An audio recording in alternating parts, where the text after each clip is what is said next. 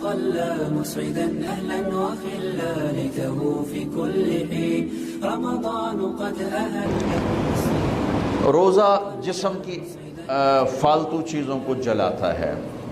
روزہ ایک قوت پیدا کرتا ہے ایمانی شیطان کے خلاف. وہ کیسے پیدا کرتا ہے شیطان کے خلاف؟ اللہ تعالیٰ حلال کو بھی حرام کر دیتا ہے. جب بیوی کو بھی شہوت سے دیکھنا حرام ہو گیا اور یہ اس پہ قابو پا گیا تو اوروں کی عزت کو یہ حرام نظر سے کیوں دیکھے؟ جب یہ حلال کھانا چھوڑ گیا تو یہ جھوٹ کیوں بولے گا؟ یہ گالی کیوں دے گا؟ یہ غیبت کیوں کرے گا؟ جب یہ کان میں دوائی ڈالنا چھوڑ گیا کہ روزہ ٹوٹ جاتا ہے تو یہ اوروں کی غیبت کیوں سنے گا؟ اوروں کی برائی کیوں سنے گا؟ جب یہ آنکھ میں دوائی نہیں ڈالتا ہے کہ وہ حلق میں جاتی ہے وہاں سے وہ پیٹ میں چلی جاتی ہے روزہ ٹوٹ جاتا ہے تو یہ ان آنکھوں سے غلط کیوں دیکھے گا؟ یہ غلط کیوں کسی کی عزت کے اوپر اپنی بددیانت نظر کو ڈالے گا؟ تو جب یہ اندھیرے میں بند کمرے میں ٹھنڈا پانی پڑا ہوا ہے اور ہاتھ نہیں لگاتا ہے اور اللہ کا دھیان اسے یاد ہوتا ہے کہ اللہ دیکھ رہا ہے، نہاتے ہوئے ہونٹ بند کر لیتا ہے کہ کوئی پانی کا قطرہ منہ میں نہ چلا جائے اور میرا روزہ نہ ٹوٹ جائے، خراب نہ ہو جائے، تو یہ جب اللہ کا اتنا دھیان اس کو نصیب ہو جاتا ہے کہ اللہ دیکھ رہا ہے، ورنہ کیا کسی کو کیا خبر کہ میں 2 گلاس پانی پیتا یا میں پیاس سے بول رہا ہوں؟ تو جب وہ اللہ کو اتنا اپنے دھیان میں لے آتا ہے کہ اللہ دیکھ رہا ہے، میں پانی نہیں پیوں گا، اللہ دیکھ رہا ہے، میں بیوی کو ہاتھ نہیں لگاؤں گا، اللہ دیکھ رہا ہے، میں کسی کی عزت پر بری نظر نہیں ڈالوں گا، اللہ دیکھ رہا ہے، میں کسی کی برائی نہیں سنوں گا، اللہ دیکھ رہا ہے، میں کسی کی برائی نہیں کروں گا، تو پھر جب یہ بازار میں جائے گا تو جھوٹ تو نہیں بولے گا، جب یہ تولے گا تو غلط تو نہیں تولے گا. ہاں یہ الگ بات ہے، بہت سے مجھے ملے کہ بس رمضان میں جھوٹ چھوڑ دیتے ہیں، اس کے بعد پھر شروع ہو جائے گا. رمضان میں رشوت نہیں لیتا ہوں، اس کے بعد پھر شروع ہو جاتا ہے. تو چلو شکر ہے 1 مہینہ تو مسلمان رہتے ہیں. اچھا اس کی وجہ کیا ہے کہ رشوت خور کہتا ہے جی رمضان میں نہیں، یہ نہیں، رمضان میں جھوٹ نہیں بولنا، رمضان میں صحیح تولنا ہے، رمضان میں غلط نہیں تولنا ہے. کیوں؟ شیطان قید ہو جاتا ہے. رمضان میں نمازی کیوں بڑھ جاتے ہیں؟ شیطان قید ہو جاتا ہے. کسی امت کو یہ نہیں ملا کہ رمضان میں شیطان قید کیے جائیں، اس امت کو ملا رمضان میں شیطان قید ہو جاتے ہیں.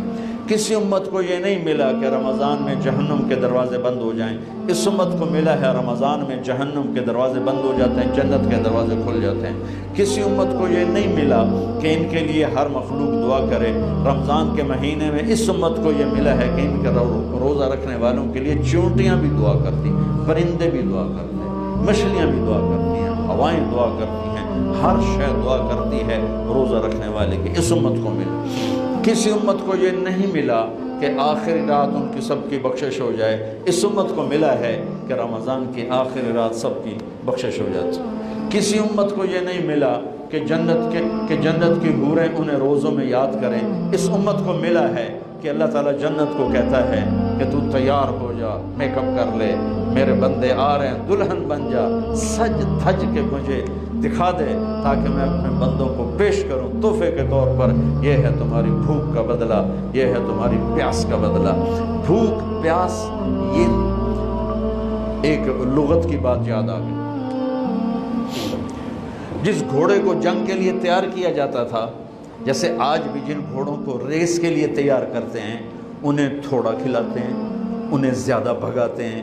اور ہمارے بھی بچپن میں جب گھوڑوں کا دور تھا، ہمارے والد صاحب کے پاس ماشاءاللہ گھوڑے ہوتے تھے بڑے خوبصورت، تو ان گھوڑوں کو جب وہ تیار کرتے تھے سواری کے لیے تو پہلے ویسے ہی بھگا رہے ہوتے تھے.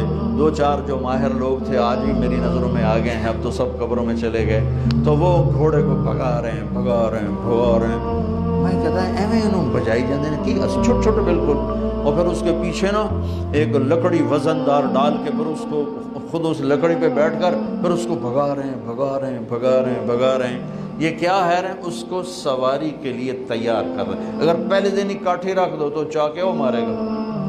تو جس گھوڑے کو جنگ کے لیے تیار کر دیا گیا ہو، یا آج کے دور میں سمجھ لو جس گھوڑے کو ریس کے لیے تیار کر دیا گیا ہو کہ یہ ریس کے لیے تیار ہے، اس کو کہتے ہیں خیل صائم، فرس صائم، روزے دار گھوڑا۔ روزے دار گھوڑا، روزے دار گھوڑے کا کیا مطلب ہے کہ یہ گھوڑا بھوک برداشت کر سکتا ہے، پیاس برداشت کر سکتا ہے، لمبی ریس کی تھکن برداشت کر سکتا ہے، دشمن سے بھڑ جائے تو تلواروں کی کاٹ برداشت کر سکتا ہے۔ اس کو خون بہتا بھی دکھایا جاتا تھا،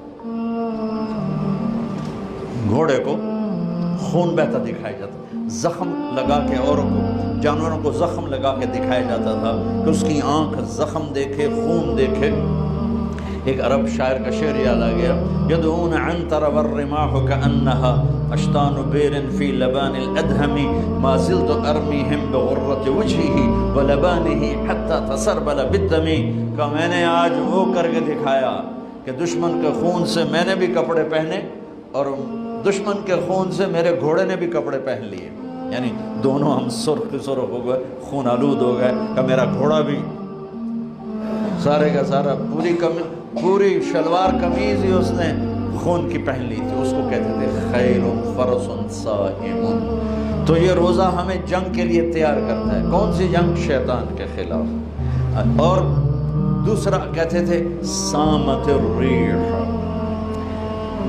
عرب میں ہواؤں کے جھکڑ بہت چلتے تھے، طوفان بہت آتے تھے، تو وہ اس میں بہت پریشان ہوتی ہے۔ ہمارے ہاں مئی میں بہت زیادہ آندھیاں چلتی تھی، جب درخت بہت ہوا تو درخت کاٹ کے رکھ دیے، درخت بہت ہوا، آندھیاں بہت چلتی تھی، اب تو بہت کم ہو گئی برائے، پھر بھی مئی میں کچھ نہ کچھ چلتی ہیں، تو جب وہ چلتی ہے تو ایک مصیبت بن جاتی ہے، تو جب وہ کھڑی ہوتی ہے تو سکھ کا سانس آتا ہے۔ تو جب وہ ہوا کے جھکڑ بند ہوتے تھے تو عرب کہتے تھے سامت الریح، شکر ہے ہوا نے روزہ رکھ لیا، یعنی ہوا تھم گئی، ہوا تھم گئی۔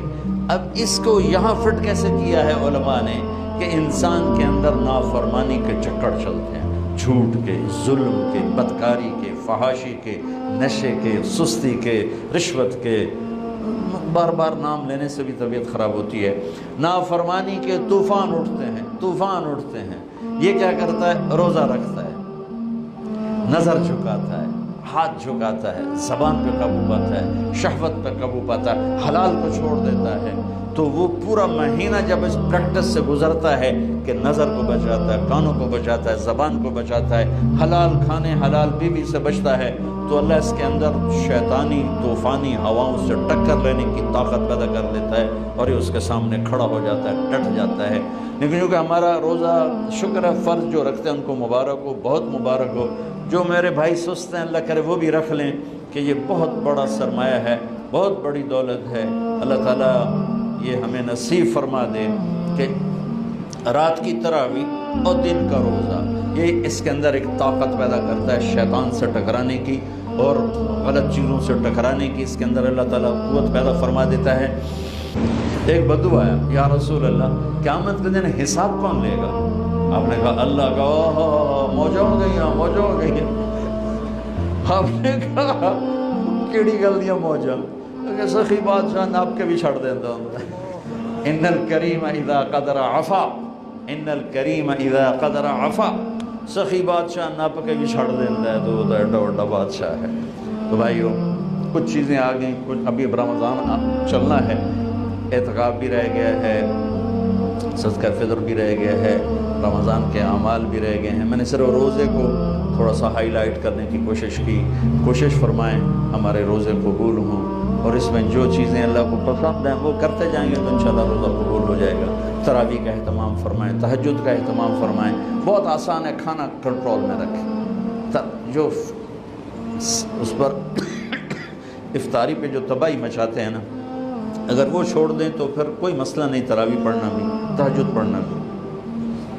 ہلکا سا کھائیں، تھوڑا سا کھائیں، کوئی فروٹ لے لیں، کوئی پکوڑا لے لیں، کوئی ایک آدھ کھجور لے لیں، 1 گلاس 1.5 گلاس سادہ پانی ٹھنڈا نہ ہو وہ پی لیں، اور نماز پڑھ کے چائے پی لیں، اور عشاء پڑھ کے تراویح پڑھ کے جو مرضی کھانا ہے کھا، تو پھر انشاءاللہ آسان ہوگا۔ لیکن جو حال ہوتا ہے سموسیاں دا، پکوڑیاں دا، وہ تو نماز ہی نہیں کسی پڑھنی، تراویح کہیں پڑھنی، اٹھے نالے کھول کے ڈٹھے پائے ہوندے